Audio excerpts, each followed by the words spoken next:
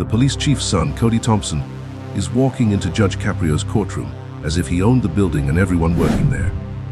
When he stepped into the courtroom, it was as if the laws didn't own him, he owned the laws. He was wearing a gold chain, designer jeans, and $1,000 shoes. The look on his face seemed to say, "I'm untouchable, nobody can mess with me."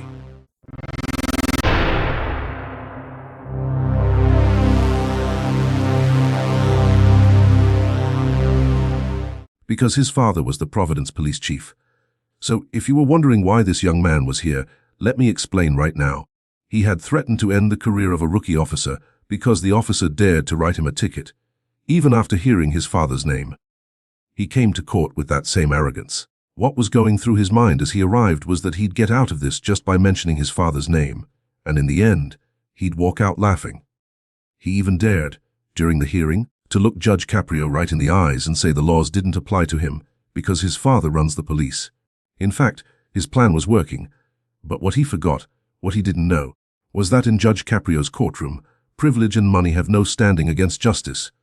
The reaction you are about to witness from Judge Caprio isn't just a punishment, it will be the most devastating lesson on privilege and arrogance ever recorded. So, having listened this far, haven't you wondered how the truth will come out? Now, let's get into it. If you've watched this far, I'd say don't miss the end of the video. Like the video, lean back and dive into the story, because what you are about to witness will be the showdown of spoiled privilege against unbreakable justice. Enjoy. It's Tuesday morning at 10:45 a.m. in the Providence Municipal Court. The bailiff announces, "The State of Rhode Island versus Cody Michael Thompson." Cody walks in, looking like he's used to people treating him differently because of his family. Judge Caprio looks up from his bench with his characteristic respect and dignity. "Good morning, Mr. Thompson." Cody gives a casual nod. "Morning, Judge." "No, Your Honor." No formal respect, just the easy familiarity of someone who expects special treatment. Judge Caprio notices the casual disrespect, but maintains his professional composure. "Mr. Thompson, you're charged with reckless driving and intimidation of a law enforcement officer. The complaint alleges that during a traffic stop, you threatened Officer Martinez with professional retaliation. How do you respond to these charges?" Cody leans back in his chair with a dismissive smile. "Look, Your Honor, I think there's been a serious misunderstanding here. If you want to save everyone some time, you could just give my dad a call, and we can clear this up in about 5 minutes. Oh, Mr. Thompson, this is a court of law. We don't resolve criminal charges through phone calls to family members." Cody's smile becomes more condescending. "Sure, I get that this is supposed to be all official and everything, but realistically, my dad runs the police department that brought these charges. Everyone involved answers to him eventually." Judge Caprio's expression grows more serious. "Mr. Thompson, are you suggesting that your father's position should influence how these charges are handled?" "I'm suggesting that context matters." Cody responds with casual arrogance. "Officer Martinez is new, right? Probably still learning how things work around here. I was just trying to help him understand the bigger picture about who he should and shouldn't be hassling."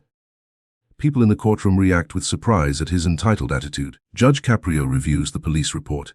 "Mr. Thompson, according to Officer Martinez's report, you were traveling 68 miles per hour in a 35-mile-per-hour residential zone. When he pulled you over, you allegedly became verbally aggressive and made threats about his career. Is that accurate?" Cody shrugs like he's discussing the weather. "I was running late, so yeah, I was driving fast. But that neighborhood is dead at night. No one was around. As for threats, I didn't threaten anybody. I just explained who my father is and suggested Martinez might want to use better judgment about what stops are worth his time." "Better judgment?" "Yeah, like maybe focusing on actual criminals instead of harassing the police chief's son over going a little fast on an empty street." Judge Caprio takes a deep breath. "Mr. Thompson, you believe your father's position entitles you to different treatment under the law?" Cody looks genuinely surprised by the question. "Doesn't it? I mean, that's how the real world works, right? The chief's son gets pulled over, the officer realizes who he is, and everyone goes home happy. So you think speeding laws don't apply to you?" "I think they should be enforced intelligently." Cody responds with growing confidence. "My dad didn't climb the ranks for 20 years just so some rookie could write tickets to his family. Subscribe to Judge Stories if you believe no family name should place anyone above the law." Judge Caprio's patience is clearly being tested. "Mr. Thompson, let's review the body camera footage from Officer Martinez's patrol car so we can hear exactly what was said during this traffic stop." Cody straightens up slightly, but his confident smirk remains. "Sure, let's watch it. You'll see that Martinez completely overreacted. The monitors show footage that would soon go viral. Cody's sports car weaves through quiet residential streets after midnight, barely slowing at stop signs. When Officer Martinez turns on his patrol lights, Cody leads him on a short chase before stopping in front of a nightclub. Officer Martinez approaches professionally. "Good evening, sir. License and registration, please." Cody's response is immediately confrontational. "Do you know who you pulled over?" "Sir, I need to see your license and registration." "I'm asking if you know who I am." Cody's voice carries clear intimidation. Cody hands over his license with obvious irritation. "Look at the name, Officer Thompson. As in Chief Thompson. As in your boss's boss." Officer Martinez maintains professional composure. "Mr. Thompson, I clocked you going 68 in a 35 zone. That's serious speeding in a residential area." "Serious speeding." Cody laughs, sounding mocking. "Martinez, right? Let me explain something. My father runs your department. Every promotion and assignment you get goes through him." "Sir, I'm just doing my job. Your job is to use good judgment about who deserves harassment and who doesn't. You're about to write a ticket to the police chief's son for driving fast on an empty street. Does that sound like good judgment to you?" Officer Martinez continues, processing the stop. "Sir, the speed limit applies to everyone regardless of family connections." Cody's tone turns threatening. "Family connections. This is about respect. You can tear up the citation, pretend this never happened, and go find real criminals. Or you can decide you know better than the chief's son and see what happens to your career." "Are you threatening me?" "Sir, I'm educating you," Cody says coldly. "Officers who show loyalty and respect get rewarded. Those who don't might end up with the worst shifts, traffic duty in the rain, or filing in the evidence room. You get the idea." "Sir, I'm going to issue you a citation for excessive speed." Cody's voice becomes ice cold. "Martinez, that citation disappears right now. Or I guarantee you'll spend the rest of your short career explaining to my father why you thought it was smart to hassle his family. You really want to find out what happens when rookie cops don't show proper respect." "I'm writing the citation, sir." "Write whatever you want." Cody snarls. "Just remember that when you're working security at shopping malls next year, I tried to help you make the smart choice." Judge Caprio pauses the video. The entire courtroom has witnessed this performance in stunned silence. Cody appears completely unbothered, adjusting his gold chain. "Mr. Thompson." Judge Caprio begins carefully. "You've just watched yourself explicitly threaten a police officer's career for doing his job. How do you explain this behavior?" Cody straightens confidently. "Your Honor, that footage shows exactly what I told you. A rookie officer who doesn't understand how to prioritize appropriately. I was trying to help Martinez learn what kind of stops are worth pursuing. Be threatening his livelihood by explaining reality," Cody insists. "In any organization, there's an informal hierarchy based on relationships and respect. Martinez needed to understand where he fits." Judge Caprio's voice could cut steel. "Mr. Thompson, what you're describing isn't hierarchy, it's corruption." "Corruption." Cody seems genuinely offended. "Your Honor, with respect, I think you're misunderstanding the situation. My dad didn't work for 20 years to reach chief so that rookie officers could waste resources hassling his family over minor infractions." "Minor infractions?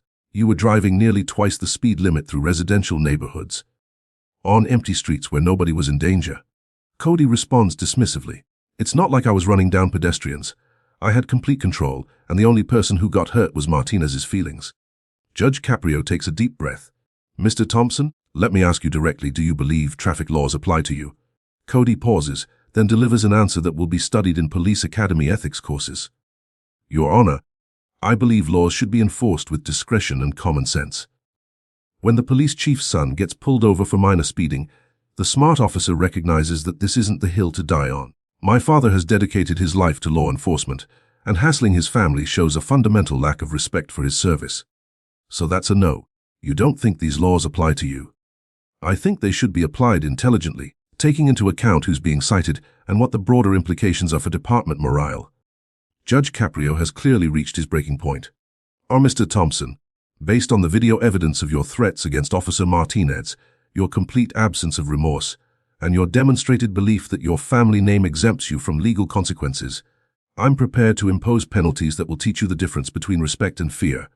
Cody's confidence finally wavers. "Penalties? Your Honor, this is obviously a first offense, and no actual harm was done." "No harm? You attempted to corrupt a police officer and undermine law enforcement integrity." Judge Caprio's next words make the courtroom hold its breath. "For reckless driving at nearly twice the speed limit in a residential zone, I'm imposing a fine of $7,500. Cody barely reacts. His family has money. For intimidation and attempted corruption of a law enforcement officer, an additional fine of $10,000. Still no concern. Daddy can handle the bills. I'm also suspending your driving privileges for 2 full years. Now Cody shows worry. 2 years, Your Honor? That's completely excessive for a traffic violation. This isn't just a traffic violation, Mr. Thompson. This is about corrupting the very system your father has dedicated his life to serving. But Judge Caprio isn't finished. And since you seem to believe that wearing a badge is about privilege rather than service, you're going to learn what police work actually involves. Cody's arrogant facade starts to crack. What do you mean? You're sentenced to 150 hours of community service, specifically working in the evidence storage facility at police headquarters, cataloging and organizing case files under the supervision of the officers you've shown such contempt for. Cody's mouth drops open. Working at the police station, like manual labor. Every Saturday for the next year, you'll report to the evidence supervisor at 6 in the morning and spend 8 hours learning what real police work is. You'll do the tedious, unglamorous tasks that keep the justice system running. 6 a.m. on Saturdays. Cody's voice cracks. Doing filing and cleaning? People will see me there, Mr. Thompson. Being seen performing honest work in service of justice might teach you something about the honor that police work actually requires. Cody jumps to his feet, his cool completely shattered. This is insane! You can't make me work in some basement evidence room like a janitor. My dad will have this overturned.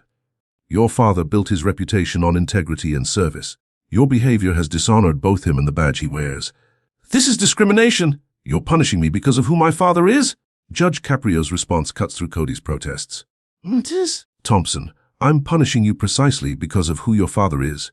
He dedicated his life to building trust between law enforcement and the community. You used his name and reputation as weapons to corrupt and intimidate.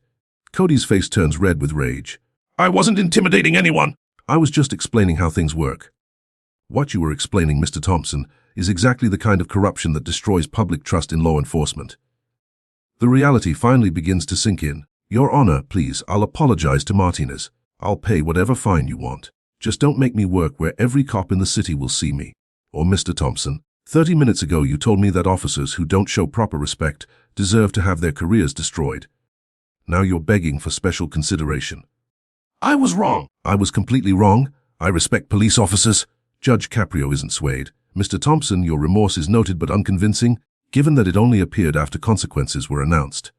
Judge Caprio delivers his final blow.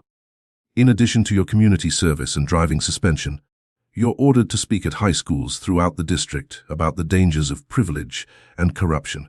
You'll tell students exactly what happened here today and explain how your sense of entitlement nearly destroyed your father's reputation. Cody stares in absolute horror. Public speaking, in front of teenagers, about how I messed up. They'll record everything and put it online. Mr. Thompson, if you're concerned about public embarrassment, you should have considered that before threatening a police officer on body camera. This is cruel and unusual punishment. You're trying to humiliate me! Judge Caprio's response is devastating. Thompson, humiliation is what you attempted to inflict on Officer Martinez. Justice is what you're receiving now. As the bailiffs get ready to escort Cody out, Judge Caprio gives his final words. Thompson, you came in thinking your father's position made you untouchable. You threatened an officer for doing his job and only showed remorse after facing consequences. Now you're leaving with a suspended license, community service at the police station, and mandatory talks where you'll explain to students why privilege without responsibility leads to disgrace. Cody Thompson came to court expecting special treatment because of his family name. Instead, he leaves with a year of Saturday mornings spent filing evidence reports under the supervision of the officers he tried to intimidate. Within hours, the body camera footage goes viral. Cody becomes a symbol of privilege and corruption. His father, Chief Thompson, publicly supports Judge Caprio's sentence and says his son's actions go against everything the department stands for. Sometimes, the most important lessons about authority come from serving the people you once thought were there to serve you. If you enjoyed this story, please like and subscribe to my channel if you haven't already. If you enjoy stories like this, you can check out the other videos on my channel. See you in the next video. Stay healthy.